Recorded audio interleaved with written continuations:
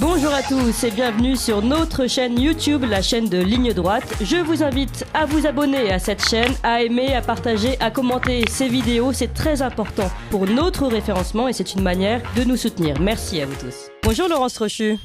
Bonjour. Et merci d'être avec nous. Vous êtes président du mouvement conservateur, membre du comité politique de reconquête et candidate législative pour ces législatives partielles pour la deuxième circonscription des Yvelines. Et je rappelle à tous, et je sais qu'on est très écoutés dans les Yvelines, que ces élections se déroulent à partir de dimanche prochain, le 2 octobre et puis le 9 octobre.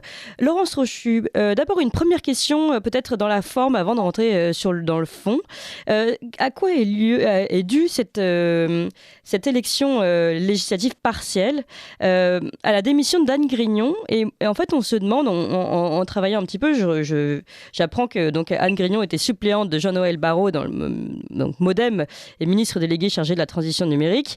Or elle était également à ce moment-là remplaçante du sénateur Martin Lévrier LREM, donc un cumul en tant que remplaçante d'un sénateur et potentiel député qui est interdit, et ce qui semble de bon sens, par une disposition du code électoral. Voilà pourquoi elle a décidé de démissionner avant même d'aller jusqu'au bout d'un recours. Alors, mais on se demande finalement comment même cette élection a pu avoir lieu.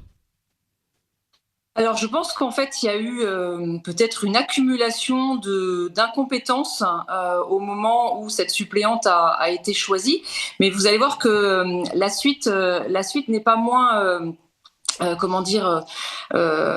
choquante. C'est-à-dire que le député nommé ministre ayant démissionné se représente. Il se représente pour à nouveau démissionner parce que, vous savez, les ministres doivent faire leurs preuves en gagnant des élections. Et cette élection, elle est précisément l'occasion absolument incroyable de désavouer Emmanuel Macron et l'un des membres de son gouvernement. C'est-à-dire que si Jean-Noël Barrot n'est pas élu, eh bien, nous pouvons envoyer un signal à Emmanuel Macron un énorme signal qui nous permet de dire stop à cette politique de déconstruction de la France. Alors, c'est la question. Oui. Allez-y. Et voyez, je dirais à quel point il est un candidat fantôme, parce qu'il a déjà annoncé que s'il était à nouveau élu, il démissionnerait pour laisser la place à sa remplaçante. Donc en fait, il sert de faire valoir au gouvernement. Et il y a quelque chose là qui dégoûte les électeurs. En tout cas, moi, c'est pas ma manière de faire de la politique parce que celle qui devrait candidater à sa place, bien évidemment, et celle qui devrait siéger. Voilà. Donc, il y a une hypocrisie à nouveau de la Macronie. Mais est-ce que vous pensez que finalement cette réélection, cette nouvelle élection peut vous donner raison dans le sens où le temps vous donne raison? Puisque, rappelons-le, vous vous êtes déjà présenté en mai dernier. À l'époque, je crois que vous aviez fait 12,47% des voix. Qu'est-ce qui fait qu'aujourd'hui, les habitants des Yvelines auront encore plus à cœur de voter pour vous? Je crois que les habitants des Yvelines, comme les Français de manière générale, ont pris conscience de ce que la réalité donnait raison à Emmanuel Macron. Sur plusieurs sujets très, très nets, je vais en citer 2 ou 3. Le premier, c'est celui de l'éducation. Je pense qu'il y a beaucoup de familles qui sont préoccupées par l'éducation et l'instruction de leurs enfants, ce qui est en train de devenir le ministère de l'Éducation nationale avec à sa tête Pape Ndiaye.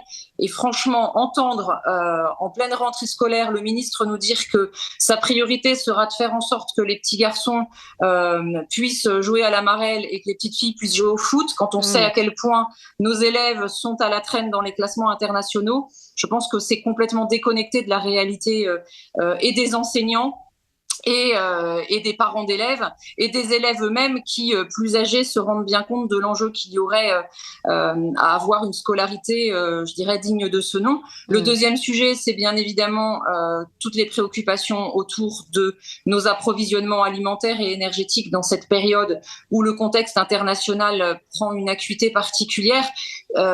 Arrêtons en fait de faire des chèques sans chercher à comprendre pourquoi nous en sommes arrivés là. Et revient bien évidemment dans le débat toute la question de la souveraineté alimentaire et de la souveraineté énergétique que nous avons, que les gouvernements précédents ont abandonné.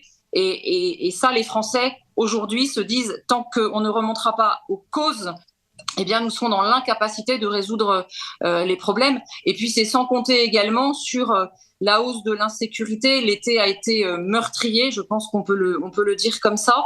Vélizy n'a pas été épargné d'ailleurs. Il y a eu cette attaque au couteau d'un jeune fleuriste il y a maintenant à peu près 2 semaines. Il a été poignardé. Donc, voilà. Et je pense que les Français sont dans dans le droit aussi d'avoir des politiques qui tiennent sur ces sujets-là un discours lucide, un diagnostic qui rejoint la réalité.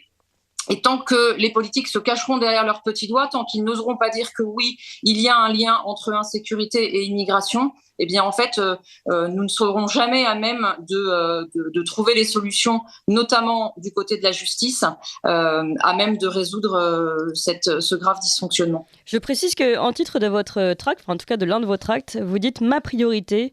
Vous ne parlez pas ici qu'aux habitants des Yvelines, hein, la survie de la France et des Français. On en est vraiment là, la survie de la France ?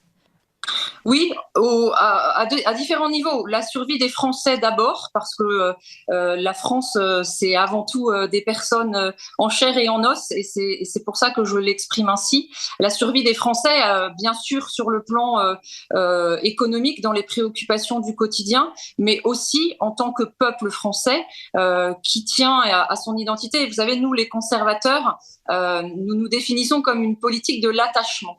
Précisément dans les périodes comme ça de grands bouleversements et de crise, eh bien, nous réalisons ce à quoi nous sommes attachés. Et je pense que dans cette élection, c'est le moment de le dire que nous sommes attachés à notre identité, à notre histoire, à notre civilisation, à notre mode de vie à l'occidental, dire que nous sommes attachés à une école de la transmission, dire que nous sommes attachés à un pays dont on voudrait qu'il retrouve sa puissance pour être indépendant.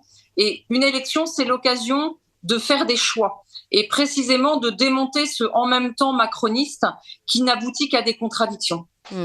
Laurence Trochu, hier, évidemment, ça ne vous a pas échappé, Giorgia Meloni, une figure de droite conservatrice, a remporté haut la main les élections italiennes.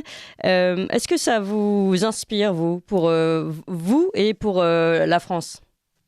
Ça inspire surtout beaucoup d'espérance parce qu'on voit que finalement, quand un parti politique dit la réalité, eh bien, il touche le cœur des électeurs. Et cette victoire de Giorgia Meloni, alors même qu'il y a quelques années encore, elle avait fait un très faible pourcentage, il y a 4 ans, nous montre que la politique, c'est du temps long, que cette conscience que nous avons de travailler pour les générations futures, elle est le moteur de notre engagement.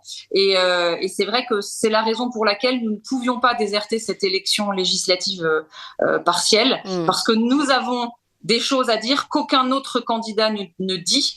Et c'est toute la raison d'être de Reconquête avec les partis alliés, le mouvement conservateur, via le CNIP autour de Reconquête. Oui, alors c'est intéressant parce que d'ailleurs, on peut faire le parallèle encore avec l'Italie, hein, et c'est cette coalition des droites en Italie.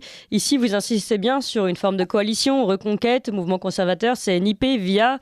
mais bon, il manque quelques partis de droite un peu plus connus, Laurence Trochu.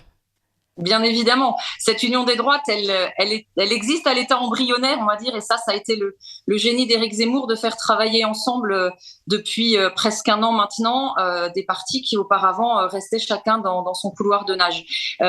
Pour autant, bien évidemment, il y a 2 grands partis politiques qui sont d'ailleurs aujourd'hui en pleine crise d'identité, je dirais, parce que des choix qu'ils vont poser pour élire leur président dépendra une ligne politique, bien évidemment. Et je pense là au RN et puis surtout aux Républicains, qui est le parti politique duquel je viens, puisque le mouvement conservateur était autrefois un parti associé aux Républicains. Et c'est parce qu'il y a un manque d'unité chez les Républicains qu'ils sont incapables de aujourd'hui, je dirais, tracer une ligne claire à même de réunir déjà ceux qui auparavant étaient chez eux et qui petit à petit ont déserté. Moi, je suis frappée de voir que dans les fédérations, les adhérents sont partis et que ce parti, du coup, est en grande faiblesse, y compris pour faire une campagne électorale. Eh bien, merci beaucoup, Laurence Trochu. Et je rappelle, vous êtes présidente du mouvement conservateur, membre du comité politique de Reconquête et candidate avec cette étiquette Reconquête, notamment aux législatives partielles pour la deuxième circonscription des Yvelines, donc qui s'ouvre le 2 octobre, dimanche prochain, et le 9 octobre. Voilà, chers auditeurs des Yvelines, vous avez entendu en tout cas l'une de ces candidates, Laurence Trochu, et puis on verra donc si la réalité vous donne raison, Laurence Trochu, sur ces questions-là. Merci beaucoup et à très bientôt. Vous appréciez cette émission? Alors aidez Radio Courtoisie à en produire d'autres, en indépendance totale. Rendez-vous sur soutenir.radiocourtoisie.fr. Merci d'avance.